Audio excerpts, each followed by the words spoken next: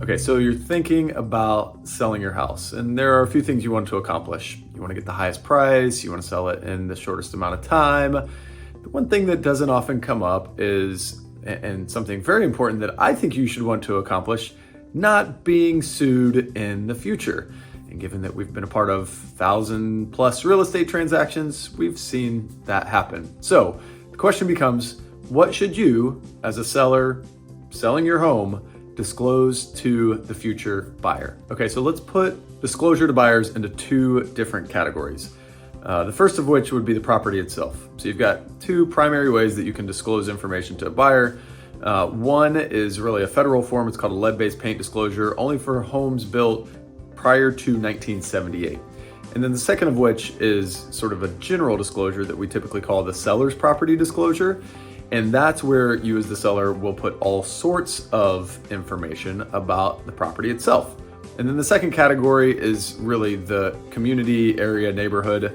And so you've got an HOA or homeowners association disclosure. And then if you're in an area that has a CDD or community development district, you would include that disclosure. And then the sort of most unique would be if you own a condo. You have a specific condominium disclosure that you tell future buyers all about the community that the condo is in. Now that we've talked about the two different categories of disclosure for both the property itself and the area or neighborhood, let's dial it in on the one that's going to apply almost every time, which is the seller's property disclosure.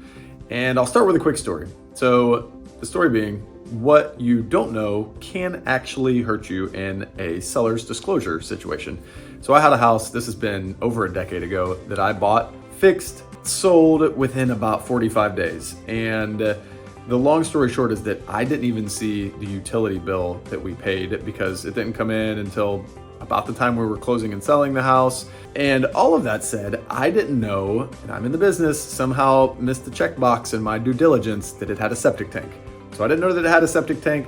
I mistagged it in both the MLS and our seller's disclosure, sold the property to the buyer. Apparently a couple months later, the septic tank failed or wasn't working properly, whatever the case may be.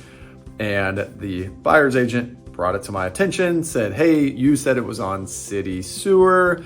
And I went, whoops, took it to my attorney. And he said, yeah, Jeff, that's not a real good look because you're a real estate agent. You should have caught that. And so I ended up paying for a new septic tank for the buyers. And again, the point being, what you don't know can hurt you. So when you get ready to fill out a seller's property disclosure, go through with your real estate agent each question. If you have any questions about what it means, or maybe you just need somebody to help jog your memory for what's taken place on the property in the past, do your due diligence to make sure you're getting everything out there.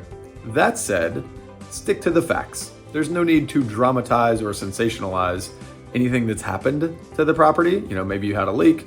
Well, here's what happened. The toilet overflowed and put water on the baseboards and we replaced the baseboards, or whatever the case may be. You don't need to give long explanations. If a buyer in the future has a question about that particular issue, they will ask, and that's your opportunity to explain yourself. So my advice and opinion is stick to the facts. Make sure that you disclose everything that you can think of, and even spend time trying to remember things that maybe aren't coming top of mind right away. And when you have questions, always feel free to ask the realtor.